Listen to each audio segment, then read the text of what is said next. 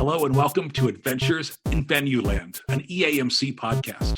This is your all-access pass to go backstage and behind the scenes with some of the brightest minds that cross the scope of the live entertainment industry. I'm Dave Rettelberger. And I'm Paul Hooper. We'll introduce you to some of our favorite people as we dive deep into the world of live touring shows and the venues that host them.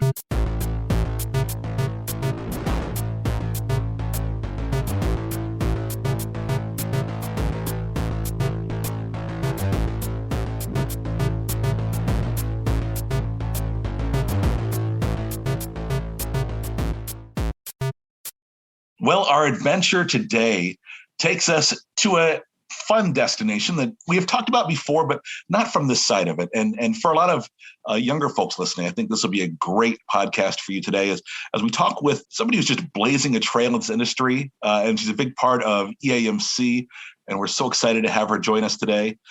This is Samantha Marker. She is a social media manager for SoFi Stadium and Hollywood Park. Samantha, welcome to Adventures in Venueland. Thanks so much for having me. Sorry, as people can hear, I'm a little bit under the weather today. So my good buddy, Paul Hooper's going to do some heavy lifting here, but we're so excited to finally have you on. We've been talking about this for a while. Yes, definitely. Super excited to see this side of things. So Samantha, why don't you kind of give us a rundown of the building? As Dave mentioned, we've talked to some of your coworkers before. Some of them we talked to before they were your coworkers. So there does seem to be this energy about, that company where a lot of people in that greater area sort of either shifted to working there, or it's become this big, massive beacon in that greater LA market. So maybe if you want to tell us about kind of what do you do? Like, what's your day-to-day, look like? Sure, absolutely. So as you mentioned, it's definitely a place where there's a lot of excitement, big energy, lots of opportunity. And it's a very large campus with a lot going on at all times. So I specifically oversee the social for all of our social platforms for our 4 different accounts, which includes SoFi Stadium and Hollywood Park, YouTube Theater, and our very own Jimmy Kimmel LA Bowl presented by Stiefel, which is our own collegiate bowl game that features the number 1 Mountain West team and the number 5 Pac-12 team. So essentially, overseeing the many different social channels, Facebook, Instagram, Twitter, TikTok, YouTube, for all the different accounts for those 4 different larger umbrellas. That sounds like such an easy task. Definitely. Not busy at all. It's a lot to juggle. Yeah, as someone who has managed social accounts and managed people that manage social accounts, it is a tough thing to juggle all of it. And especially the more you take on, the harder it becomes.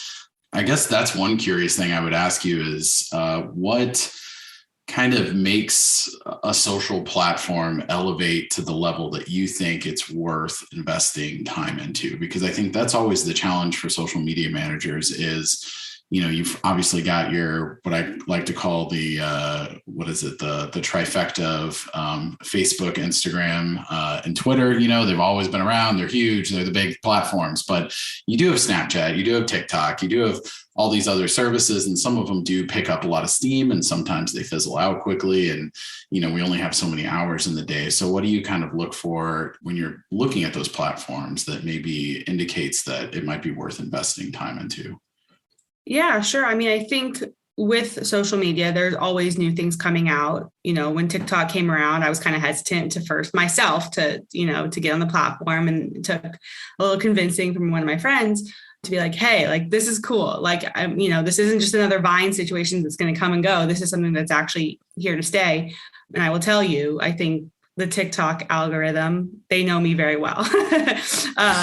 If you haven't been on TikTok, go find yourself some time to sit through the hours worth. It will bring you in. But I think really what's cool about trying new platforms is kind of staying relevant and trying things out. Like with social media, that's the fun part of it, is being able to, try things out, and some things are going to work and some things aren't going to work. But I think in order to stay relevant and have your brand stay on top, you have to try these things, and you have to, following the trends and going along with that. And I think that's something that, besides, the trifecta of Instagram, Twitter, and Facebook, there's certain things that are going to work on certain platforms that aren't going to work on others. Snapchat was fun for a while, but I think that definitely from a brand perspective isn't as strong as something, that everyday consumers use on a day-to-day basis, right? They send things back and forth to the friends. But you realize that that's just something that doesn't necessarily work from a business perspective. But I definitely, when that platform first came out, we tried it out, my previous employer, and it's just something that you just got to keep innovating and trying. I'm glad you mentioned that, because I think so many of us invested, some good time into figuring out Snapchat and then trying it out, and it was fun. And we did the Snapchat, the specs. Like one of my interns convinced me, you got to get the specs, man. This is, there are these glasses that record. And so we bought those and, used them for a week and then put them in a box forever. But now with TikTok, I'm curious what you see, because I see some venues dabbling in TikTok, but I don't often see a lot of views on their content, and I don't necessarily see, conversions there.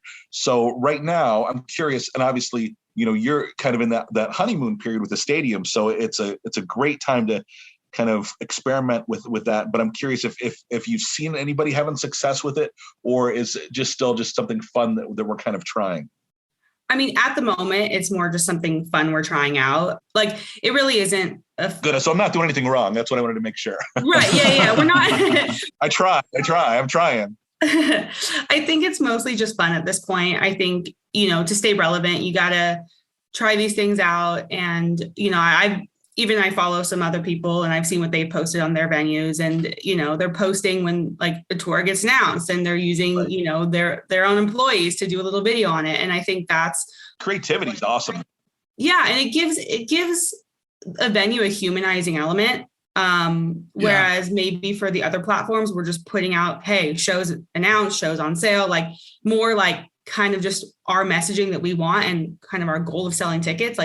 Those are what those other platforms can be used more so for. But for TikTok, I think there's a little bit more flexibility, and and overall it's fun. I think it's a big awareness piece. One thing, most recently we did a TikTok for April Fool's Day, which was a lot of fun, and it was silly. And again, content that doesn't really serve a business purpose other than putting a human element to the stadium. And so definitely trying to dabble more in, the TikTok. What'd you guys do? I want to hear what it is. So we took a bunch of Post-its and sticky noted someone's car. So that took a lot of time, but that was, a lot of fun.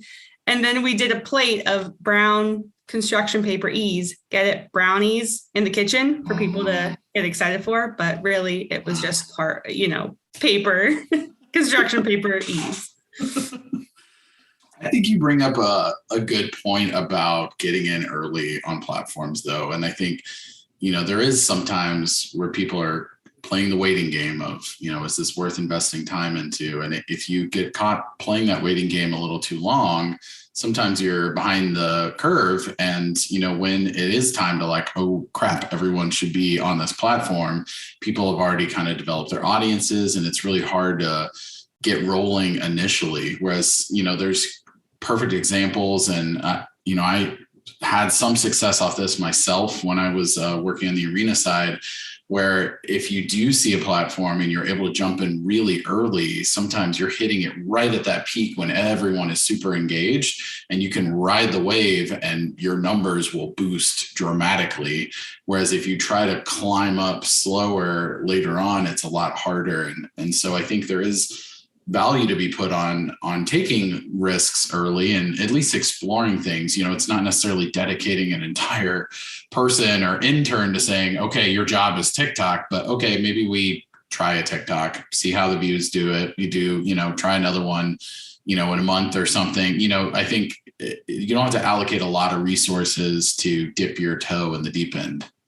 Right. And I think the biggest challenge with something like TikTok is making sure you're also staying relevant in the moment, right? So there's these trends that come and go that are here for maybe only a couple weeks, and then they're out. So if you don't engage on that in that moment, you've missed the mark. And at that point, it's not it's kind of like, it's almost embarrassing. Like, don't do it anymore. Like, you missed it.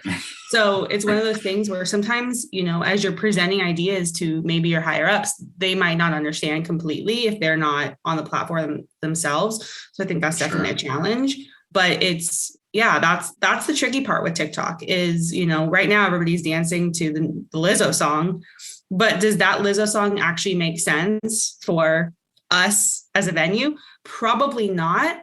Maybe if we had Lizzo coming, sure, that would be great. That's kind of sort of the thing. So yeah, just making sure that you're staying relevant at the moment that a trend is popular. This is why you haven't gone viral, Dave. It's because you need to be on the cutting edge of doing the TikTok dances. Dave Rettelberger, TikTok celebrity, but you gotta be on it. We need you to do the Lizzo right now. The Lizzo one. Yeah. Dave, do you have a TikTok? My money don't jiggle, it folds. How about that one? I can do that one. That one's great.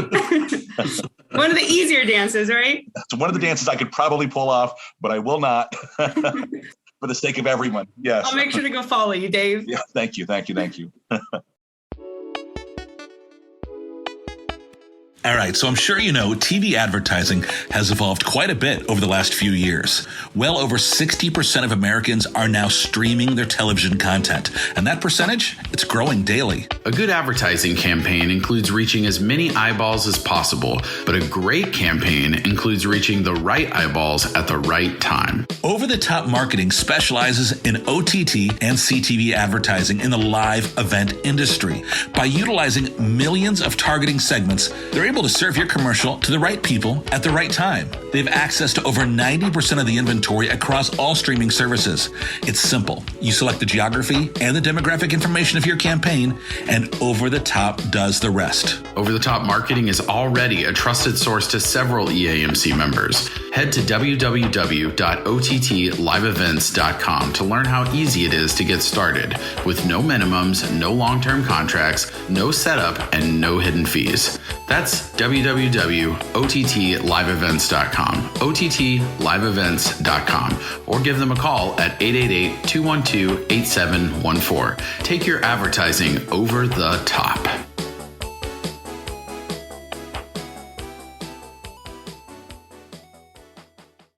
Samantha, with the venue itself, I mean, what are some of your favorite aspects, or the venues, I should say, what are some of your favorite aspects of working at the building? I mean, I think when you do manage social media, you have to naturally be really dialed into like visuals, right? And really that is such a great opportunity to bolster the brand of a building. And, it's great content for Instagram. And so, I mean, I think anyone, when they see SoFi, we're looking at your virtual background right now, and it's like, it's a work of art. Like the whole building is like, it's a dumb beautiful. It's a dumb. You're right. Exactly. No, it's amazing. It is absolutely. It's amazing. Yeah. I mean, total venue envy. Artwork everywhere. It's gorgeous. I saw a picture the other day someone posted, and it's like, oh, that metal, like when you zoom in on it, it is extremely detailed. I mean, it's a work of art. So it's got to be a little bit of a dream when you're developing branding and, posting on social, because you can just find all these amazing angles and use these beautiful photos like the one that I'm looking at right now. That is something that's truly unique about our building, is so many people haven't been yet to SoFi Stadium. And so when they come for the first time, it is almost breathtaking. It's a beautiful venue. And to your point, like there's texture everywhere. And I think that was definitely something that was very thoroughly thought out about when it was in its, construction period. But I think what's cool is because it's new, being able to, it's still new to this point, to this day, being able to get, stuff that people haven't seen. And, we're still in the development stage. Like when Hollywood Park is fully built out, like that's going to be so crazy. And we're going to have so much cool content to post. Like the people that, they haven't had the opportunity to see yet. So it's kind of like being able to like break news in a way for the first time, and being able to like break this story of like, hey, like we're opening up, and here's our, I was here I had started right before YouTube Theater had opened up. And so being able to like be there for the very, very first event was something, cool to be able to like showcase and really highlight the venue and like be like, this is our story, and I think probably there were more eyes on us that night because even, for YouTube Theater, being able to be there while that story was unfolding is great. Or when we had the first football game with fans in the building, like it's that same right. idea of people excited to see what we have to offer, and being able to showcase that and tell that story through social media, through the social media lens is pretty cool. And it really is the whole area around the stadium and the venues as well. I mean, just like the water element. And, you know, I was watching like when they were previewing the Super Bowl and they would cut in and have the little pop-up, you know, whatever ESPN or, you know, whatever desk. And they've got this beautiful picturesque background where there's this lake and there's the venue in the background. And there's this lighting and there's, you know, the giant digital screen. So, I mean, it's sort of the entire package and not just the venue, you know, in a concrete jungle. It's just gorgeous all around it. Right. And when you walk in and you see that infinity screen for the first time, or infinity screen presented by Samsung, it's almost, it is breathtaking. Presented by Samsung. Presented by Samsung. So you got to say it. Just like I said, Jimmy Kimmel Ellie Bowl, presented by Stiefel. That's right. She's got it programmed. Yeah, it really is. Samantha, I know that, you know, a lot of folks in this industry do know, and we've talked about a little bit on the podcast, but give us the brief overview of, you know, what is the YouTube Theater versus Hollywood Park, what it's going to be, and, you know, and SoFi Stadium for the person who's you know, maybe they're not as informed.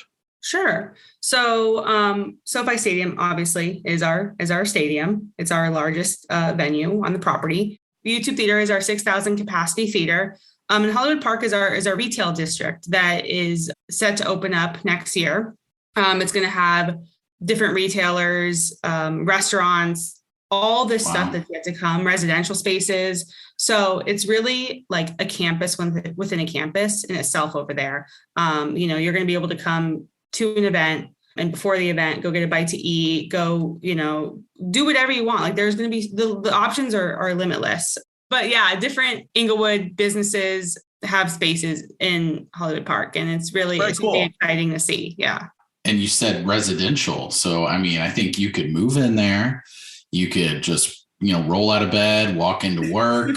You need to do some exercising. You can go swim some laps in the lake. You know, you got everything. You know, you want to live right where you work, right?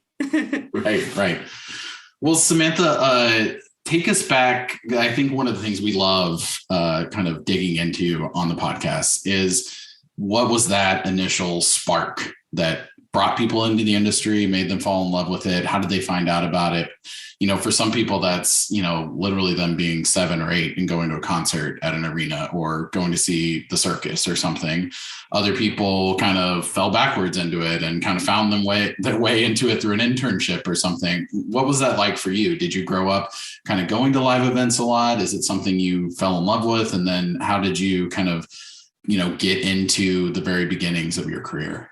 Totally. So my story is probably a little bit different than most. I think I definitely went to concerts my entire life. My parents exposed me to music from, you know, a very, very young age, you know, and before I was even exposed to the industry, I had the opportunity, like, you know, my dad was involved in a startup company, ice cream company, actually, as a side project, not his main job. He's an attorney in his real everyday life. But I had the opportunity to join along with him for some of the special events that he did. He essentially brought this ice cream company, which was like a startup, to the United States. So I had the opportunity with him to go to different red carpets, movie premieres, golf tournaments. And for me, that was always very fun and exciting. I love being able to walk on a red carpet and like walk right up to the different celebrities. And, you know, I think that's why I have no shame today to be able to just walk right up to someone and get a shout out if we need it for social. Like, that's not scary. That, you know, they're just normal people. Right. I grew up going to different like music festivals. And I think I remember standing, you know, I would go to Coachella and Stagecoach, and I remember going, you know, thinking to myself, one day I wanted to work and do this behind the scenes. And looking back through my college years, you know, I went to the University of Oregon, and I was like always at the campus recruitment events, always at the career fairs, always was trying to get information because I didn't know what I wanted to do. You know, there were a lot of insurance companies, different large retailers, financial institutions. But then I realized, like, going through that process, that wasn't necessarily the path for me. because what I had in front of me wasn't something that I necessarily wanted to pursue. These were the opportunities that were present at the moment, like in school. So, Sure. it was just one of those things where I think I realized, hey, like frankly, it was kind of boring. I was like, I don't want to do this for the rest of my life. I did have an internship for an insurance brokerage firm in Orange County, actually. This was like junior year of college, I believe. And my favorite part of the job was actually not doing any cold calls or working in the office. My favorite part of the job was when they brought me on the tour of Honda Center, because they had just gotten that new account. They did the insurance for the Anaheim Ducks. So that's kind of where it clicked for me that, I'm like, hey, I like going into the press box. I like going backstage to the locker rooms. Like that was cool for me. And as opposed to like, sitting in the office, making cold calls to people hanging up on me. I mean, I don't even have my insurance license, probably shouldn't even be selling, we're trying to make these connections for the actual account managers. But it was kind of like a moment where I realized it in that moment, but didn't actually realize that's what I wanted to do. Again, I think it clicked, like it kind of all came together, knowing that I wanted to work behind the scenes and, going on a festival and, I'm like, okay, hey, like that's something that's interesting to me. Or being at Honda Center and realizing, hey, this is the best part of this job right now was being here. So I think it was right after actually a couple months before graduating college, I was like, yep, this is the industry I want to work in. Shout out to Honda Center, former guests Kim Badir and Megan Beck. Yes. Yes. They're the reason. They're the reason. Basically, you owe your entire career to them. No big deal. Or I guess they weren't there when you went there, but that building. There we go. Yeah. And then, I graduated college in June 2014. And by July 2014, I was employed with my very first employer, Nederlander Concerts. And that was like a beautiful story. Like when I think about like who I owe my career to, it's absolutely two more of our past AIV guests, Cassie Zebish, well, now Cassie Shinley, and Vanessa Cromer. So I went after AEG because I knew Cassie at the time was the communications manager for, AEG corporate.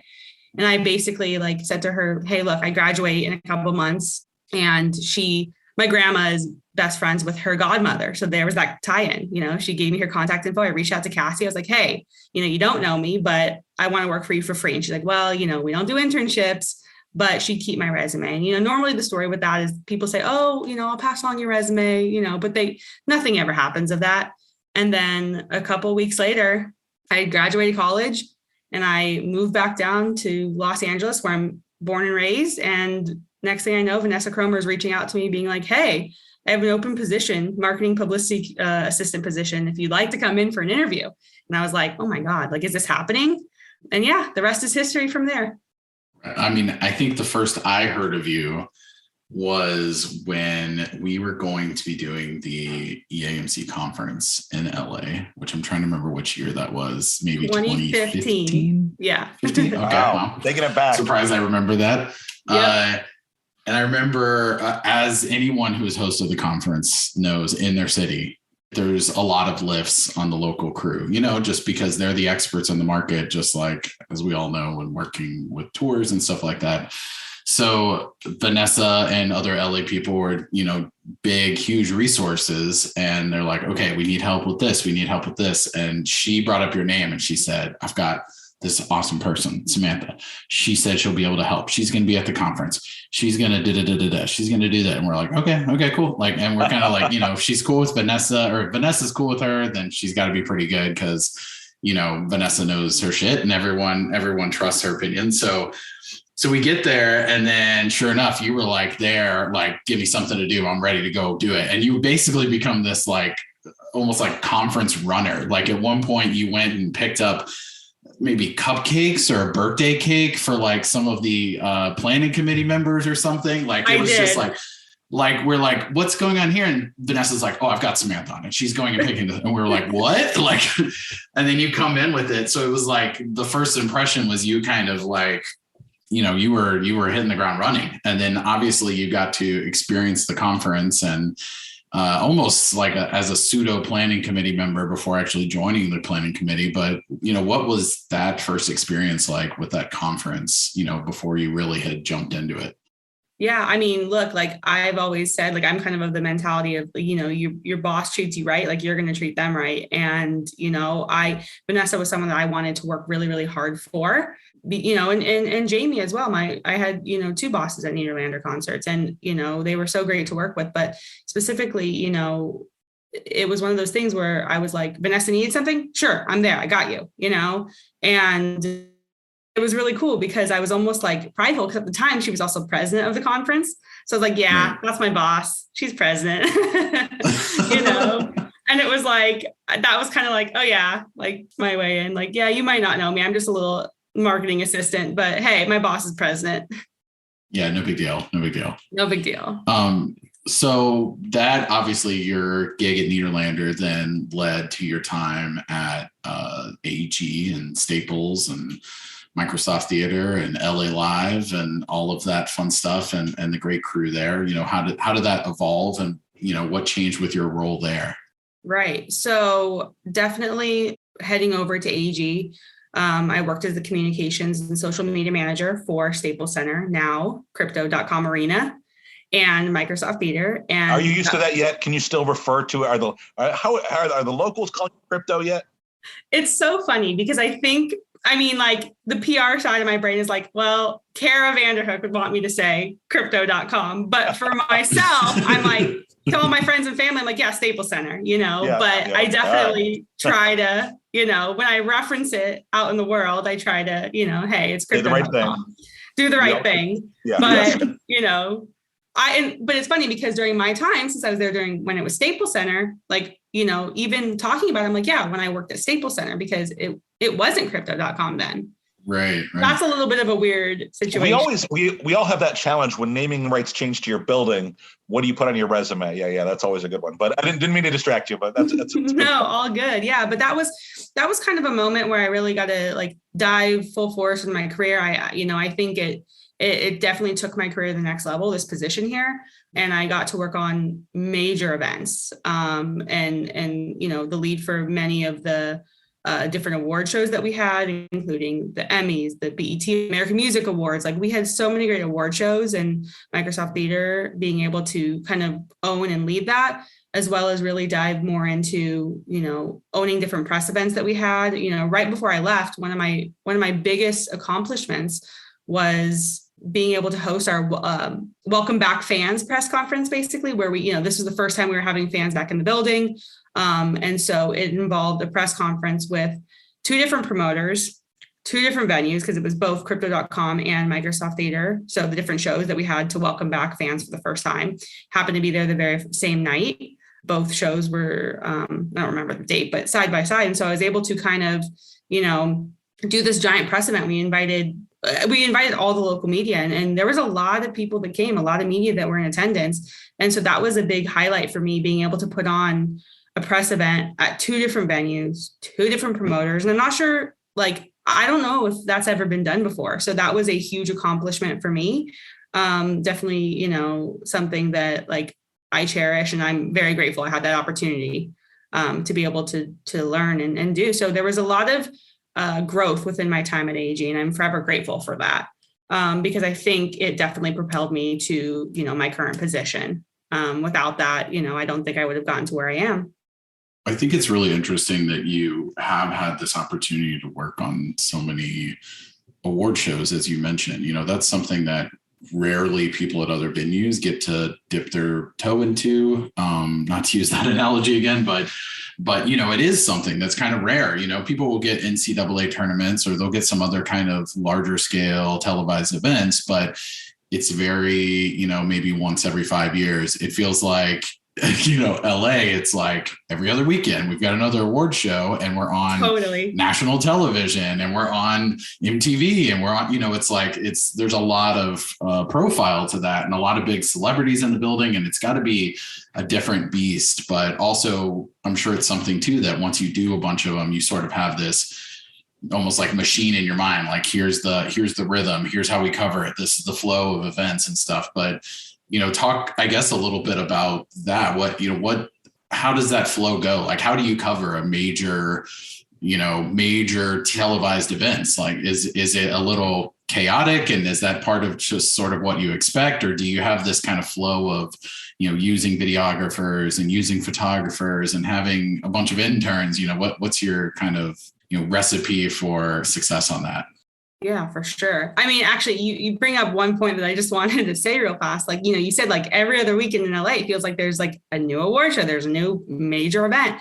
And it, very often I'd get a call from my grandma, hey, are you working the Oscars? Just because she thinks I work every single award show that happens to be in Los Angeles. I'm like, no, grandma, like that's not at my building, Right. But it's so funny because she just like doesn't know. She's like, oh yeah, you work award shows. But no, I think all these events are very different, right? Like, probably more so we have a cadence. I mean, we did at that point, like it's kind of like you do one and you're like, I got this. I know what I'm doing. We'd have a videographer on the red carpet. I'd assist as like talent wrangling to get them to go talk to our camera guy, and having a host to be able to, turn a video around, that we kind of could use like a little recap of the day, but definitely like preparing for those, it definitely takes a lot of work. You want to know how many times, the performers have been there, and have they been on our stage before? Can you make it tie? Like that was always something that I definitely strove to do, is to make sure I knew, like, if we had X artist who's been, 5-time nominated for Artist of the Year this year, and knowing, hey, they've been at Microsoft Theater this many times, being able to tie that into a social caption. So kind of like doing all this prep work where you can kind of list out the different facts and ties into the building. Or if it's their very, very first time, maybe it's a newer artist. So that was always something like I would spend quite a bit of time just doing some research and going back through our top performers list to figure out and make note of. But then, working events like here currently, working the Jimmy Kimmel LA Bowl presented by Seafold, like there's a lot that goes into that. Because not only is it, what you have leading up to the event, right? So like working around the year-round content surrounding the NFL draft, spring games, pro days, media days, like getting all that content and being present for the start of college football week. But then during the season, we're also staying active. And then after Selection Sunday, it's having a plan for when the teams are announced, what's the plan there, in addition to the event week content and then the game day content. So some of these larger events, there's a lot that goes into that I don't think, necessarily sometimes people realize. During college football week, we'll put out on social the different schedules of the week, as well as the scoreboards. So highlighting the game scores of that week, relating to our Pac-12 and Mountain West teams. And then we'll do around week 6 or 7, highlighting projections, who's projected to be in the bowl game. Right. And so there's a lot that goes into the lead up of the event, as well as the event week content itself. I know that it was cool because, so this past year was our first year we had the Jimmy Kimmel Bowl presented by Stiefel. So there was a lot of learning involved in that process. But during the event week, I was with the Pac-12 team, and my coworker was with the Mountain West team, and we basically just followed the team everywhere they went. So I went to them with practice, and then I went to them when they had a day at Universal Studios. I was with them at Universal Studios.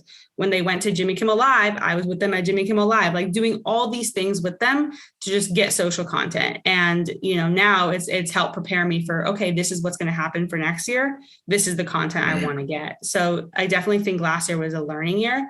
But I think we definitely killed it on social in that regard. I think, it was fun to just kind of explore, but that's also the beauty of social, is just capturing content in the moment sometimes, because you can only plan so much sometimes.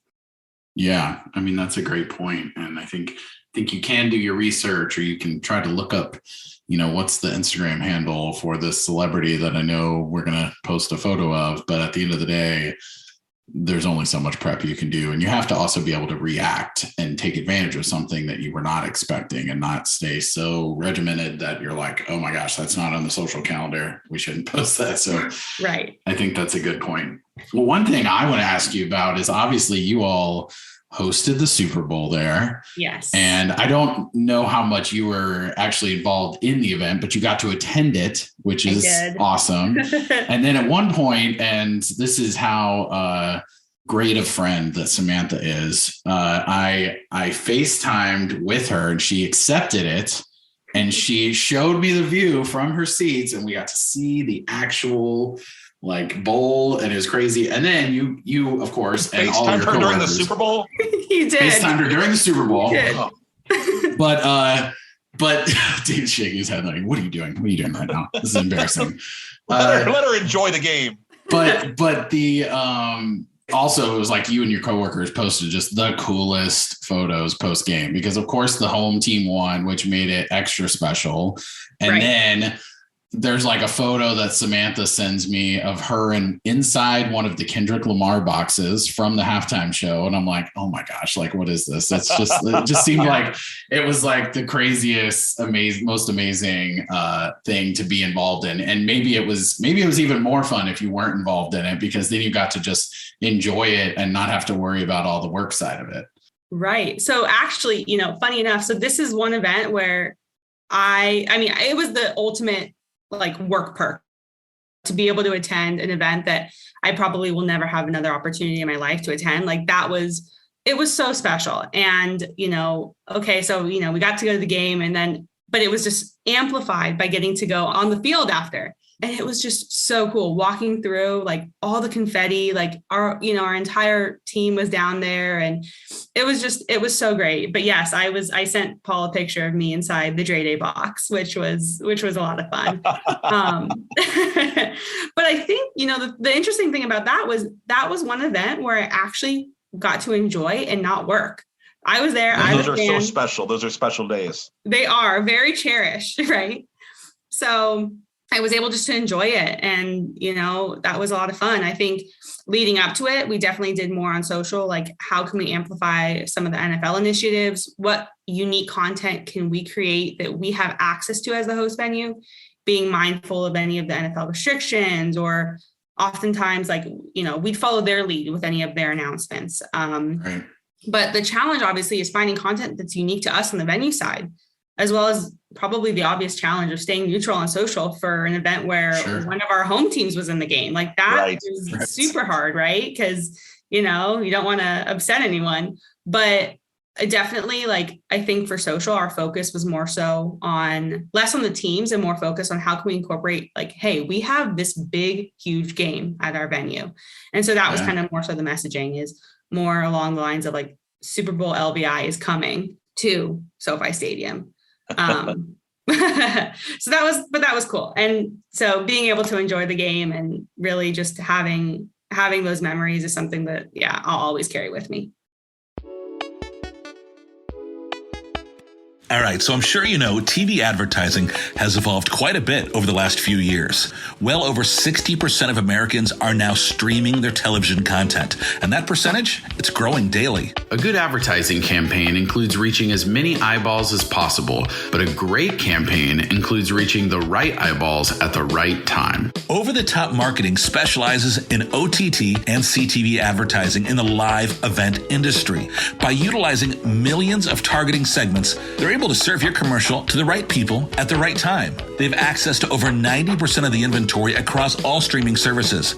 It's simple. You select the geography and the demographic information of your campaign, and Over the Top does the rest. Over the Top Marketing is already a trusted source to several EAMC members. Head to www.ottlivevents.com to learn how easy it is to get started, with no minimums, no long-term contracts, no setup, and no hidden fees. That's www.ottlivevents.com, ottlivevents.com, or give them a call at 888-212-8714. Take your advertising over the top.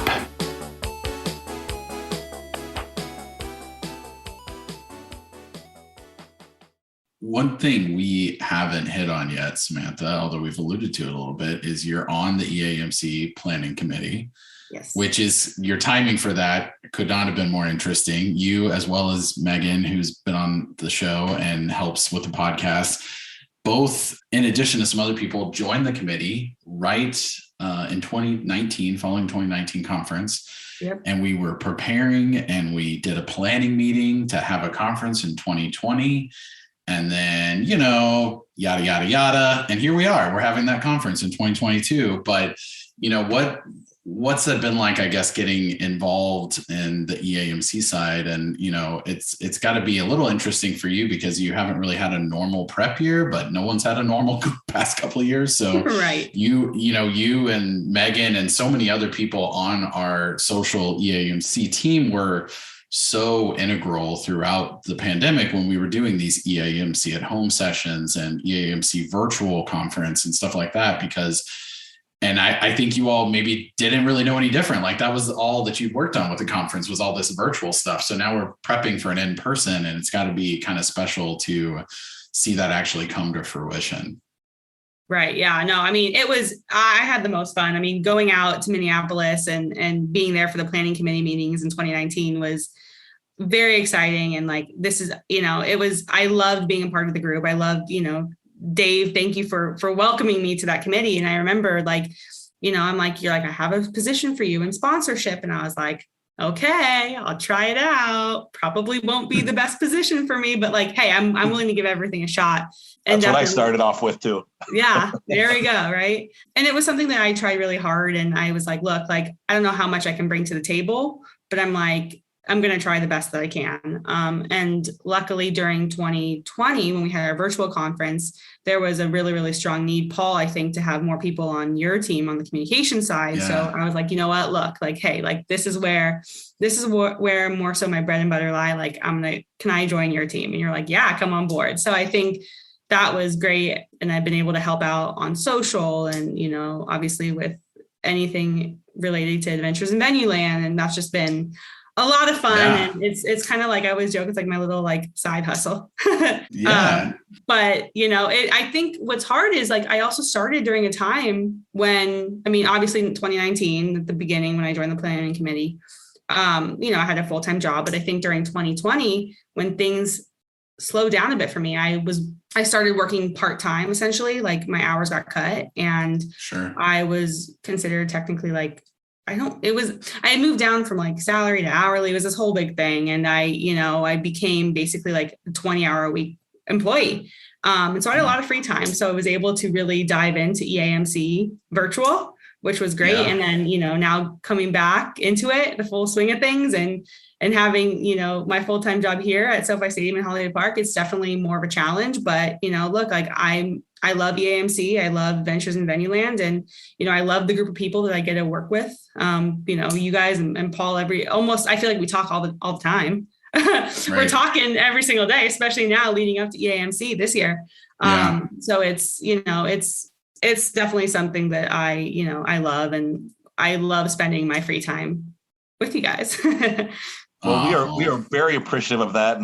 And Samantha, you've been a great part of Adventures in Venueland and helping us, share stories with people. It's been great to see some of the response globally, and again, it's just, it's really neat to see that people are listening, and some people that Paul and I have heard from, that say, oh, this really helped me break into the industry, or this is helping me kind of not feel like I'm out there alone on an island. So we really appreciate your help there.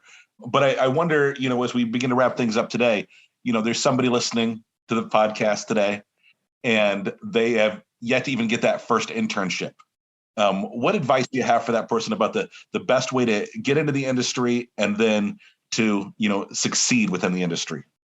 Network and perseverance, I think, is huge. Like, keep trying. I remember, when I had first reached out to Cassie, I'm going to sell you out here for a minute. When I first reached out to her, she kind of, she was like, yeah, like, I'd love to meet up with you.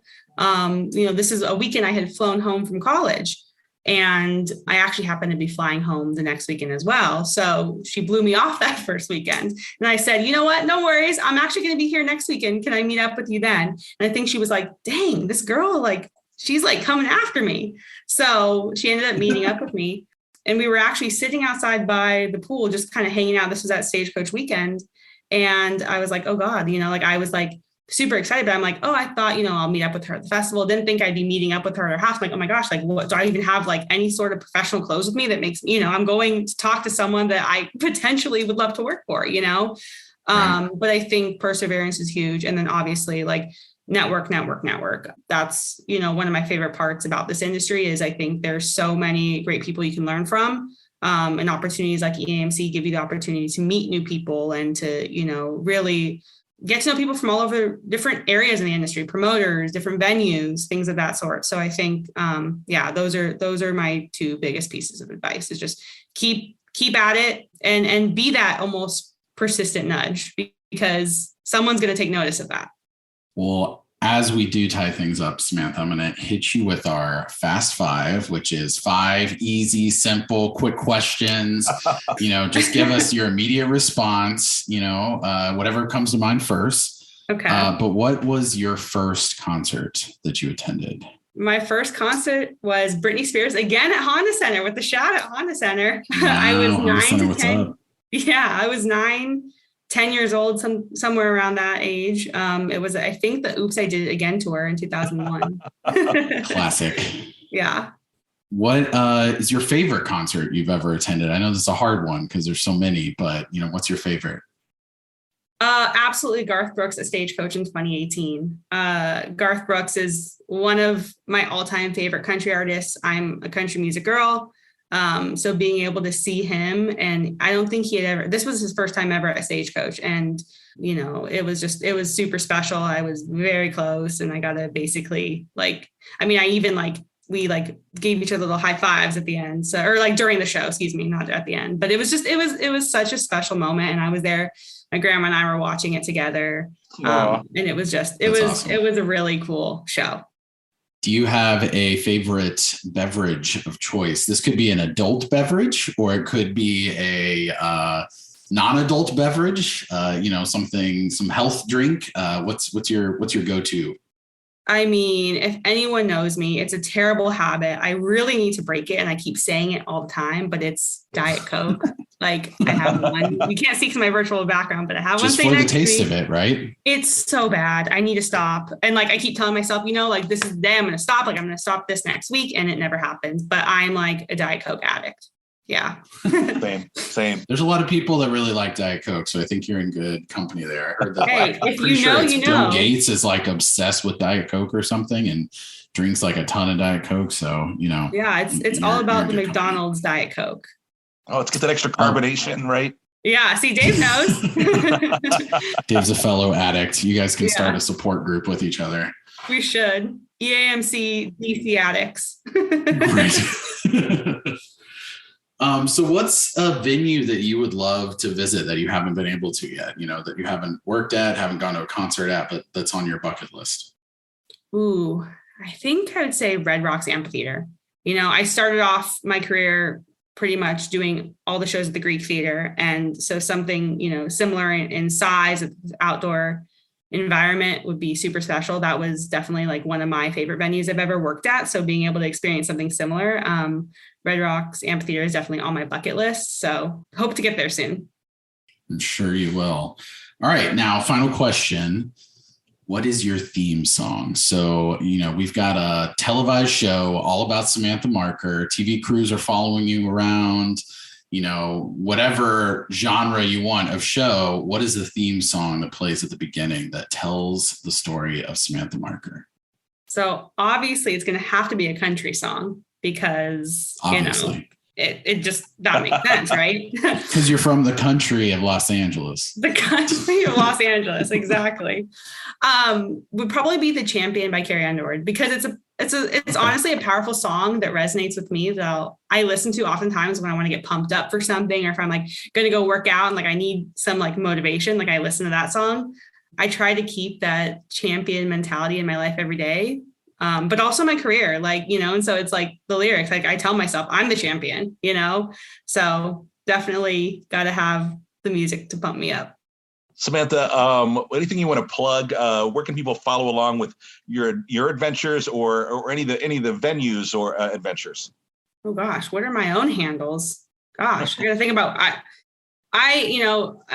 Instagram, I'm Samantha_Marker. It's pretty much my main platform that I live on for my personal life. And then for our other channels, if you want to follow us, you can follow us at SoFi Stadium, at YouTube Theater, at LA Bowl Game, at Hollywood Park, CA. Lots going on. tell the story of all of our different exciting events and what we have coming up, you can find us there. Well, thank you so much for the time today. Paul, thank you for all the heavy lifting. Appreciate you jumping into there. And a big thanks to everybody for listening to this episode of Adventures in Venueland. Remember, you can subscribe and find more episodes wherever you listen to your favorite podcasts. We love your 5-star reviews so you can help others find us. Until the next adventure, I'm Dave Rettelberger. And I'm Paul Hooper. Thanks for listening, everyone.